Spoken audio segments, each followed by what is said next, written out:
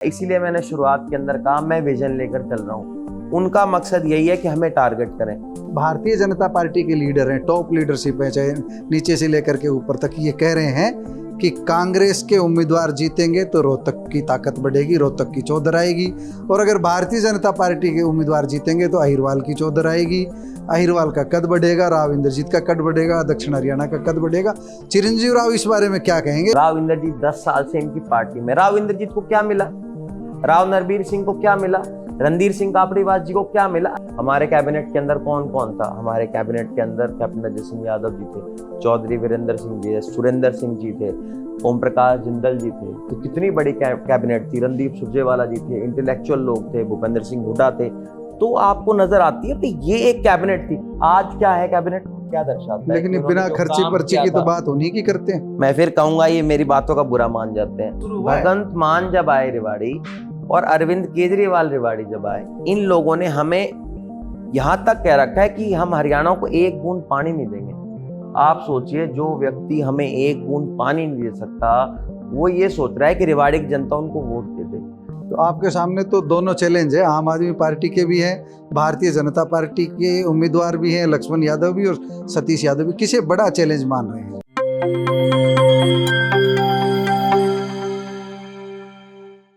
दोस्तों, इस समय हम मौजूद हैं रेवाड़ी के मॉडल टाउन स्थित कैप्टन अजय सिंह यादव के आवास पर, और चुनाव मैदान में उतरे कांग्रेस से दूसरी बार चिरंजीव राव हमारे साथ मौजूद हैं। निवर्तमान विधायक हैं और फिर से विधायक बनने के लिए इस बार कांग्रेस ने इन्हें 2 बार टिकट दिए और चुनाव मैदान में उतरे। चिरंजीव जी, आपने समय दिया, इसके लिए पहले तो धन्यवाद। आप महेश्वर जी, आपका बहुत धन्यवाद। सीधी बात करते हैं, अब तो थकान भी जो है उतरने का एक दिन बच रहा है अभी तो। चुनाव प्रचार का 1 राउंड पूरा किया, 2 राउंड पूरा किया, क्या रहा चुनाव प्रचार का आपका कंक्लूजन क्या है? देखिए महेश जी, मेरे गांव के करीबन 2 राउंड हो गए, और शहर की अगर बात करूं तो एक वार्ड में 4-4, 5-5 कार्यक्रम मेरे हो गए हैं। डोर टू डोर, आपको पता है मैंने शुरुआत से किया था। करीबन 24 वार्ड ऐसे हैं जहां पर मैंने डोर टू डोर किया। मेरी जो और लोग हैं वो भी डोर टू डोर कर रहे हैं, कार्यकर्ता भी कर रहे हैं, सब लोग मिलके काम कर रहे हैं। और मेरे को इस बात की खुशी है कि मैंने ये कोशिश करी थी अब की बार इस शुरुआत में इस चुनाव के, कि 50 दिन आज मुझे हो गए प्रचार करते हुए। मेरी कोशिश रही हर मतदाता तक मैं पहुंचूं, अपनी बात को पहुंचाऊं, हम लोगों ने जो 10 साल काम किए उसको बताऊं, और हमारा विजन क्या है आने वाले 5 साल के लिए। भाई रेवाड़ी किस ओर जाए, उसको लेकर एक मेरा विजन था जिसको आगे लेकर हम लोग चल रहे हैं। रेवाड़ी के विजन की आप बात कर रहे हैं। रेवाड़ी का विजन, कोई भी आदमी है जो सत्ता में आता है या विधायक बनता है, जब भी कभी कोई किसी तरह की जिम्मेवारी मिलती है तो फुटप्रिंट छोड़ना चाहते हैं। चिरंजीव राव के मन में क्या है कि मैं ये फुटप्रिंट छोड़ूं? हमारी पार्टी अगर सत्ता में आती है, आप अगर विधायक बनते हैं, आपको मौका मिलता है रेवाड़ी के भविष्य को सुधारने का, तो क्या आपके मन में है? आपकी पार्टी के चुनाव घोषणा पत्र के अलग हट करके बात कर रहे हैं, चिरंजीव राव का अपना चुनाव घोषणा पत्र क्या रहेगा? देखिए, आज आप देखते हैं कि मुझे ना रेवाड़ी आज बहुत बदहाल स्थिति में है। लोग ये भी कहते हैं, भाई मैं इस बात को इनकार नहीं करता कि लोग ये कहते हैं भाई आप यहाँ से कई बार विधायक रहे, पर पिछले 10 साल जो गए ना जी, वो विपक्ष के रहे हैं, वो सत्ता में हम लोग नहीं रहे। आज हम बाहर हो गए। रेवाड़ी की स्थिति बद से बदतर होती जा रही है इन सालों के अंदर। हमला तो दोनों उम्मीदवार जो आपके आप पर ही कर रहे हैं लगभग। जी, मैं मानता हूँ राजनीति के अंदर हमला उनका करना और अपनी बात रखना। इसीलिए मैंने शुरुआत के अंदर कहा मैं विजन लेकर चल रहा हूँ। उनका मकसद यही है कि हमें टारगेट करें। ठीक है, उनकी राजनीति है, हर कोई ये कह रहा है कि भाई हमारी जो लड़ाई है वो चिरंजीव के खिलाफ है, और मेरी जो लड़ाई है रेवाड़ी के विकास के लिए। मैं चाहता हूँ रेवाड़ी के अंदर काम हो। अब 10 साल बहुत लंबा अंतराल हो गया है जब आज रेवाड़ी के अंदर कोई नई परियोजना नहीं आई। हम लोग यूनिवर्सिटी लेके आए थे, कॉलेज लेके आए थे, ITI लेके आए थे, पॉलिटेक्निक लेके आए थे, आपका सिविल हॉस्पिटल है, ट्रॉमा सेंटर है। तो कप्तान साहब ने एक मॉडल रखा था भी शिक्षा के क्षेत्र में हम लोग काम करें। बाबा साहब BR अम्बेडकर जी की एक सोच थी कि इस धरती के ऊपर सबसे बड़ा कोई वरदान है तो वो शिक्षा है, और शिक्षा मॉडल के ऊपर उन्होंने काम किया। आज उसको मैं आगे बढ़ाने की मेरी सोच है कि जो यूनिवर्सिटी हमने बनाई थी उसको और विकसित हम करें, उसको इंटरनेशनल तर्ज के ऊपर लेके जाएं। आज चिकित्सा का बहुत बड़ा अभाव है रेवाड़ी के अंदर, उस चिकित्सा के अभाव को दूर करना मेरी प्राथमिकता रहेगी।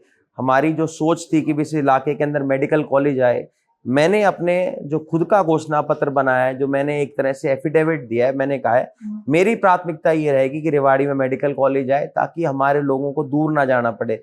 कुछ रोहतक जाता है, कोई जयपुर जाता है इलाज के लिए, दिल्ली जाता है। मैं चाहता हूँ अच्छा इलाज, किफायती इलाज रेवाड़ी के अंदर ही मिले। आज रेवाड़ी आपके एफिडेविट की प्रति आप हमको देना, हम साथ में दिखा भी देंगे ताकि लोगों को याद रहे चिरंजीवी राव ने क्या वादे किए हैं। आज वही मैं कह रहा हूँ ना, आज दुर्दशा है रेवाड़ी की। आप कहीं चले जाएं आपको टूटी सड़कें नजर आएंगी, सीवरेज ओवरफ्लो की समस्या है, बेसहारा पशु हैं, ड्रग्स की एक बहुत बड़ी समस्या है, जो कि मैं लगातार इसके ऊपर बोल रहा हूँ। आज हम सोच भी नहीं सकते कि कितना सूखा नशा आज हमारे प्रदेश के अंदर पूरी तरह से जकड़ता जा रहा है। उसका सबसे बड़ा कारण बेरोजगारी है, जिसके ऊपर कोई आज बात नहीं कर रहा। आप देखिए जितने भी और प्रत्याशी हैं या पूरे जो लोग बात कर रहे हैं, आज कोई बात ही नहीं कर रहा कि बेरोजगारी कितनी बड़ी समस्या है। एक और इश्यू है, जैसे बड़ी परियोजनाओं के बारे में जब चिंतन की बात करते हैं जनप्रतिनिधियों के, तो जो हमारा आउटर बाईपास है, जहाँ पटौदी रेलवे लाइन मिलती है, दिल्ली वाली रेलवे लाइन, रोहतक की रेलवे लाइन मिलती है, और जो बाईपास है जो गोकलगढ़ से आगे इधर जो है राव अभय सिंह चौक को जोड़ता है, वहाँ पर क्लोवर लीफ क्या डिजाइन है उसका, एम्स की तर्ज पर वो डिजाइन बनना था, उसको फ्लाईओवर को बनाने की बात कोई नहीं करता। जो रेलवे ओवरब्रिज बनेगा दोनों की साइड में, एम्स जैसा, जो चारों तरफ से जो ट्रैफिक का आवागमन आसानी से हो जाए। रेवाड़ी का बाईपास आज तक कंप्लीट नहीं है। आप देखेंगे ओ पूरा नहीं बन रहा है, कहीं पर भी सी टाइप रह जाता है, ओ टाइप कहीं पर भी बन करके नहीं आ रहा।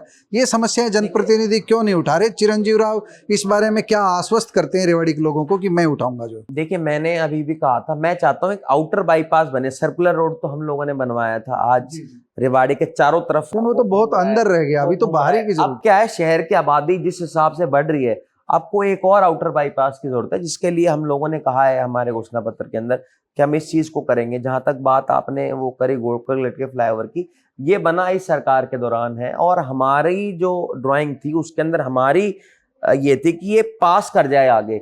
आज जो ये टी पॉइंट बन रहा है वहां पर, वो नहीं थी ड्राइंग एक्चुअल। उसमें अगर रेलवे की पोजीशन आ जाए तो वो स्क्वायर बन जाएगा, वो क्रॉस कर जाएगा। वो बदनाम किया जा रहा है। वो मैं वही कह रहा हूँ ना, वो बना इनके कार्यकाल में, 10 साल बीत के, इन्होंने उसको ठीक क्यों नहीं किया? अगर हमसे कहते हैं कि हमारी गलती तब होती जब हमने वो बनाया होता, बनाया इन्होंने उसको गलत तरीके से बनाया। आज सारा दोष मंडना हमारे तो ईस्ट साइड में निकलना था, वो आगे वो निकलना था। उसकी जो ड्राइंग है, अगर आप एक्चुअल पुराने निकाल कर देखेंगे तो उसको पास होना था आगे, बट रेलवे की परमिशन ना होने की वजह से आज वो टी पॉइंट वहां पर बन रहा है। और मैंने उसके लिए भी सोच रखी है भाई, जब तक वो नहीं होता है तब तक उसके लिए कोई, आप अभी तक के लिए तो कोई आप ऐसी सोच रखते, आप वहां पर ब्लिंकर्स लगा देते, रंबल स्ट्रिप्स लगा देते, ताकि लोगों को सुविधा हो, बट उसके ऊपर भी इनका ध्यान नहीं गया। तो आप दूसरों के ऊपर आरोप लगाने से, प्रत्यारोप करने से बेहतर ये कि आप कुछ करके तो दिखाते।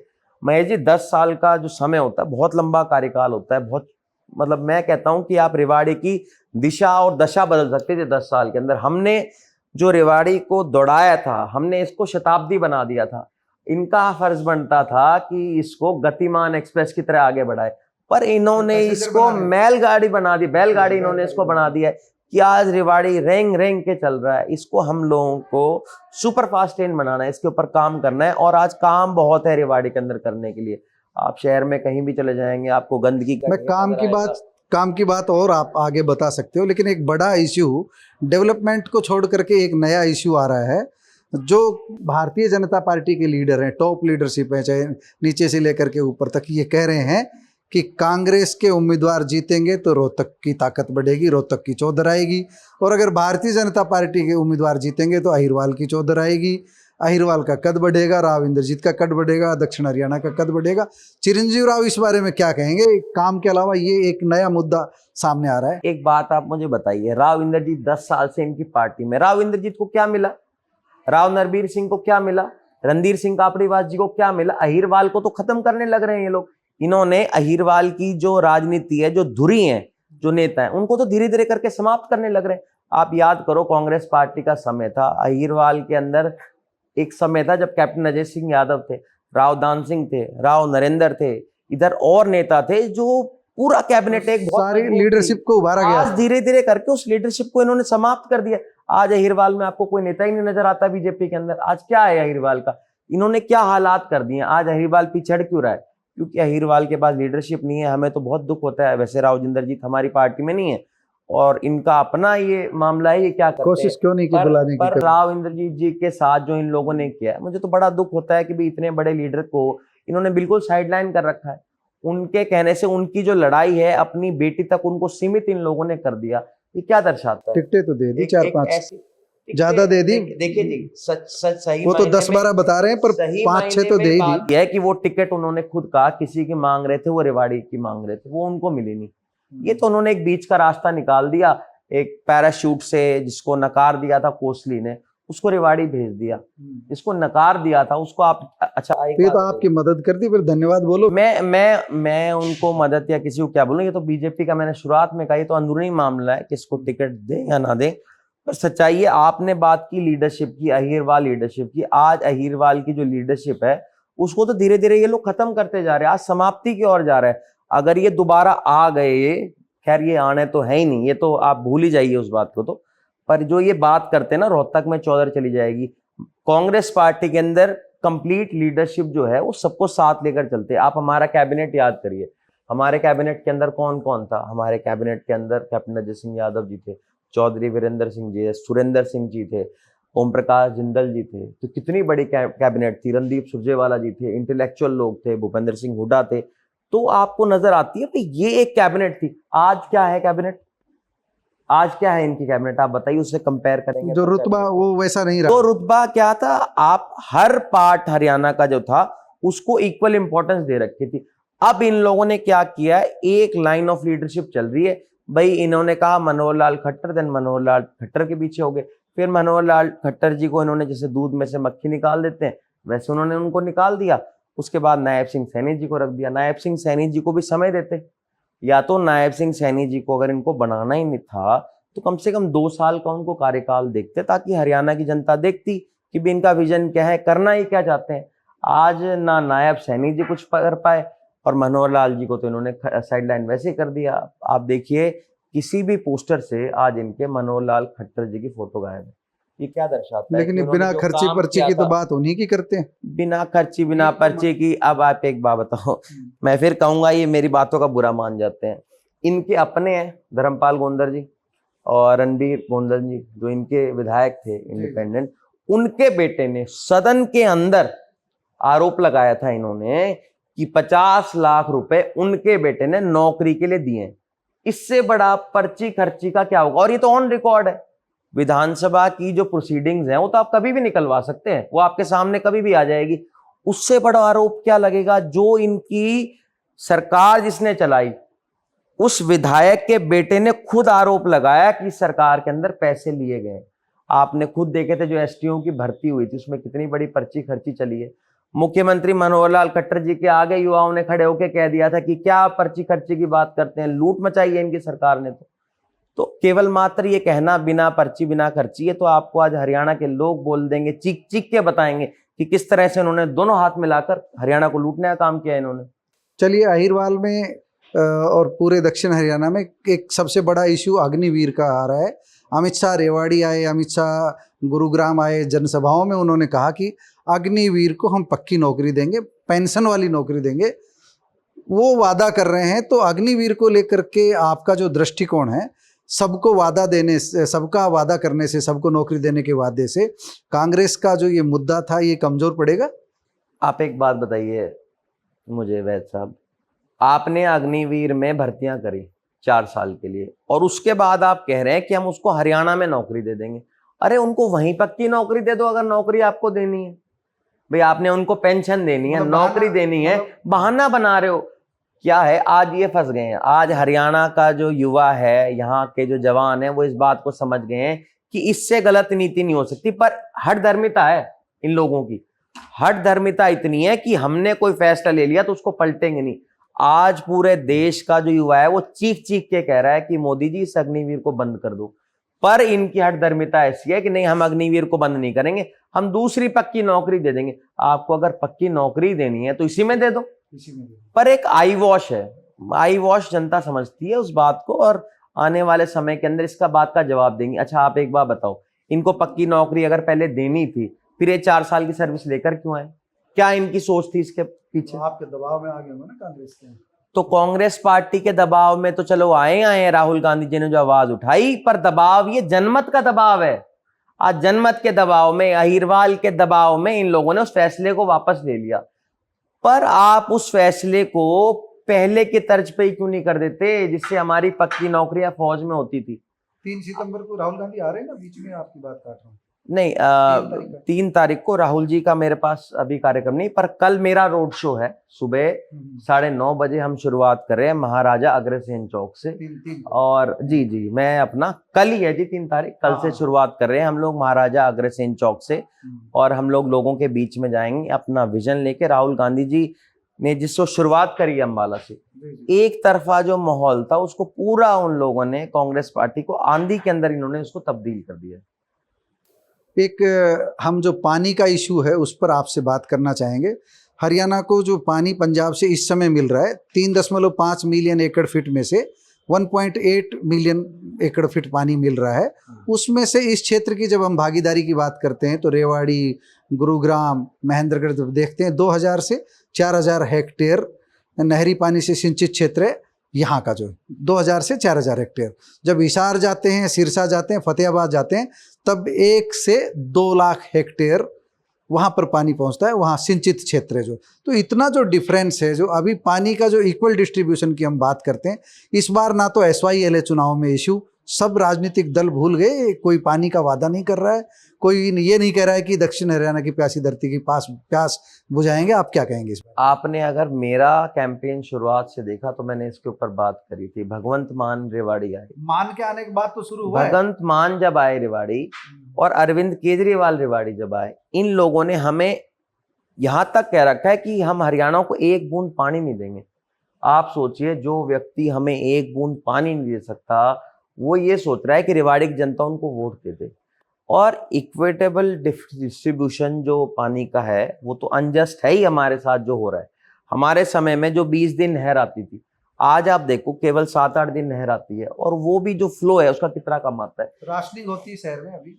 रैशनिंग आप जो देखोगे वो एक दिन एक छोड़ के आता है। सर्दियों के अंदर, गर्मियों में जो हालात है वो तो शहर आपको बता देगा कि क्या आज हालात है। टैंकरों का सिस्टम शुरू कर रखा है, लोगों को कितनी दुख है, तकलीफ है। जब मेरे फादर यहाँ मिनिस्टर थे, आपको याद होगा, 20 दिन नहरें चलती थी, क्योंकि हम लोग हमारे हक का पानी लेकर आते थे। बट आज भी अगर आप देखेंगे, हमारा हक तो आज भी पंजाब ने मार रखा है, हमारा हक आज भी दिल्ली मार रहा है, हमें हमारा पानी नहीं देता है। तो उसका जवाब कौन देगा? अरविंद केजरीवाल जी आए, भगवंत मान जी आए, वो किस तरह से यहाँ वोट मांग सकते हैं? उनका तो हक ही नहीं बनता है। वो आकर कहते हैं मैं हरियाणा का बेटा हूं। अरे कैसे बेटे हो? तू जो हमारा हक मारने जो लग रहा है, वो हमारा पानी कैसे कर सकता है? तो आपके सामने तो दोनों चैलेंज है, आम आदमी पार्टी के भी हैं, भारतीय जनता पार्टी के उम्मीदवार भी हैं, लक्ष्मण यादव भी और सतीश यादव भी। किसे बड़ा चैलेंज मान रहे हैं? देखिए, मैं आज मानता हूं किसानों की जो समस्या है ना, वो सबसे बड़ा चैलेंज आज मेरे लिए है। मैं आज जहां जाता हूं, किसानों को DAP नहीं मिलता है, खाद नहीं मिलती है, उनका उठाव नहीं होता है, मंडी के अंदर लंबी लंबी लाइनें लग जाती हैं। आज हमारी लड़ाई उसके लिए है। हमारी लड़ाई ये है कि टोकन सिस्टम इन्होंने शुरू किया था, उसको इन्होंने बंद कर दिया थोड़े दिन बाद। आज आप मंडी में चले जाएं, जब उठाव होता है उस वक्त किलोमीटरों की लाइनें लग जाती हैं, और जब उनको नहीं खरीदते तो उनको लाठियां बरसाई जाती हैं। तो मेरी लड़ाई तो किसानों के लिए, जवानों के लिए, मजदूरों के लिए, इनकी लड़ाई हम लोग लड़ रहे हैं। और इन लोगों से, क्योंकि आज जो भी प्रत्याशी और लड़ रहा है, उसने कोई अपना विजन नहीं दिया, वो केवल मात्र मेरे ऊपर आरोप लगा रहे हैं। अरे मैं तो सत्ता में रहा ही नहीं, मैं तो विपक्ष में ही रहा हूं। विपक्ष के विधायक को भी आप लोग टारगेट करने लग रहे हैं, जिसने आपकी आवाज उठाई थी कोरोना काल के अंदर। इनमें से कौन नजर आया? आज तक मैंने ये बात नहीं कही, जब कोरोना चल रहा था उस वक्त PPE किट डालकर मैं वहां चला गया था। मुख्यमंत्री ने कहा था इसके ऊपर केस दर्ज करो, और मुख्यमंत्री स्वयं चले गए 7 दिन बाद वहीं पर ही। फिर मैंने हाउस में खड़े होकर कहा था, अरे आप मेरे पे तो केस दर्ज कर रहे थे, आप खुद पे क्यों नहीं केस दर्ज करते? आप कैसे अंदर चले गए? तब उन्होंने उस केस को दर्ज नहीं किया। मैं उनसे ये पूछना चाहता हूं कि आपकी कथनी और करनी में इतना अंतर क्यों है? आप हमारे ऊपर तो सारे आपने बंदिशें लगा रखी हैं, पर अपने ऊपर नहीं लगाई जाती। हमें भी डर लगता है। हम लोगों के बीच में गए थे, हमने अपनी बात उठाई थी, पर रेवाड़ी कहाँ जहाँ बात आती है, दक्षिण हरियाणा की जहां बात आती, उसके ऊपर उससे ऊपर कुछ भी नहीं है मेरे लिए। चिरंजीव जी, गरीब आदमी के लिए 2 चीज़ें बहुत ज़रूरी है, शिक्षा और स्वास्थ्य। शिक्षा महंगी है, स्वास्थ्य सुविधाएं आम आदमी की पहुंच से दूर है। मेरा अंतिम सवाल है ये, कंक्लूजन कर दीजिए, आप शिक्षा और स्वास्थ्य की बेहतरी के लिए क्या करेंगे, कम शब्दों में बता दीजिए। देखिए, शिक्षा के लिए तो सबसे बड़ी मेरी प्राथमिकता ये रहेगी, जो हमारे स्कूल्स है ना, हरियाणा गवर्नमेंट के जो स्कूल्स है, धीरे धीरे करके उसको बंद करने लग रहे हैं। उसको आप हाईटेक बनाइए, मॉडर्न संस्कृति स्कूल जैसे हमने ततारपुर में खोला था, आप उस तर्ज के ऊपर स्कूल्स खोलिए ताकि आपको आने वाले समय में फायदा मिले। चिकित्सा के अंदर मैंने कहा था मेडिकल कॉलेज लेके आइए। जो हमारी जगह हमने इनको माजरा स्वराज गांव में दे दी थी, आज तक उसको ये पूरा नहीं कर पाए। अगर ये वहां आ जाते तो चिकित्सा आपका अच्छा हो जाता। यूनिवर्सिटी हमने बनाई यहाँ इंदिरा गांधी जी के नाम के ऊपर, हमने सावित्रीबाई फुले जी के नाम पे महिला कॉलेज खोला, खरकड़ा में कॉलेज खोला। ये 10 साल में बॉयज कॉलेज नहीं खोल पाए। तो मेरी प्राथमिकता ये रहेगी, तो बॉयज कॉलेज यहाँ पर आए, हमारी यूनिवर्सिटी का प्राइमरी लेवल तक बहुत महंगी शिक्षा है, 8वीं तक 10वीं तक बहुत महंगे प्राइवेट स्कूल। वो इसलिए महंगी होती जा रही है, धीरे धीरे करके ये लोग जो सरकारी स्कूल है उनको बंद करते जा रहे हैं। तो हम उम्मीद करें चिरंजीव राव जी की पार्टी सत्ता में आती है, आप सत्ता में पहुंचते हैं, तो जो सरकारी स्कूल हैं उनका स्तर निजी स्कूलों के मुकाबले उन्नत किया जाएगा। मेरी तो कोशिश रहेगी उनसे बेटर किया जाए। आप उनसे बेटर फैसिलिटीज दीजिए। आप गवर्नमेंट है, गवर्नमेंट इतनी चीजों पर टैक्सेस लगाती है, आप उस टैक्स का अगर सही तरीके से इस्तेमाल करें तो आप अच्छे स्कूल्स करिए ना। आप फॉरेन कंट्रीज के अंदर जाएंगे, उनका फोकस 2 ही चीज पे होता है, हेल्थ पे और एजुकेशन के ऊपर। हमारा उस सेक्टर के ऊपर ध्यान ही नहीं होता बिल्कुल भी।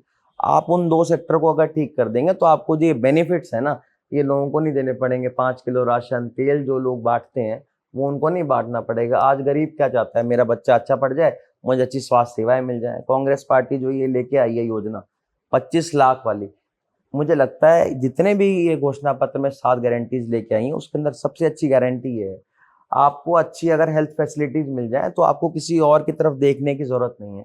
आज आप लोगों को इंडिपेंडेंट बनाइए, सेल्फ डिपेंडेंट मत बनाइए आपके ऊपर, गवर्नमेंट के ऊपर। लोगों को गौरव से जीने का आप मौका दीजिए। आप ये मत दीजिए कि मुझे सरकार की तरफ देखना पड़े या किसी और की तरफ मुझे देखना पड़े। आप उसको अपनी खोई हुई जो इज्जत है वो लौटाने का काम सरकार करे तो बेहतर रहेगा। आखिरी सवाल, लालू प्रसाद यादव के दामाद होने का, तेजस्वी यादव के साले होने का एक नाम जो है दूर तक जाता है, बिहार तक आपका राष्ट्रीय राजनीति में चर्चा हो जाती है कई बार इस नाम के बहाने। तो आपकी वाइफ अनुष्का भी चुनाव प्रचार में जुटी हुई है? जी, मेरी वाइफ भी जा रही है प्रचार के अंदर लगातार। पापा तो जा ही रहे हैं, उनको तो हम देखते हैं के अंदर है। मेरे साले तेज प्रताप यादव जी यहाँ पर आए थे प्रचार करने के लिए।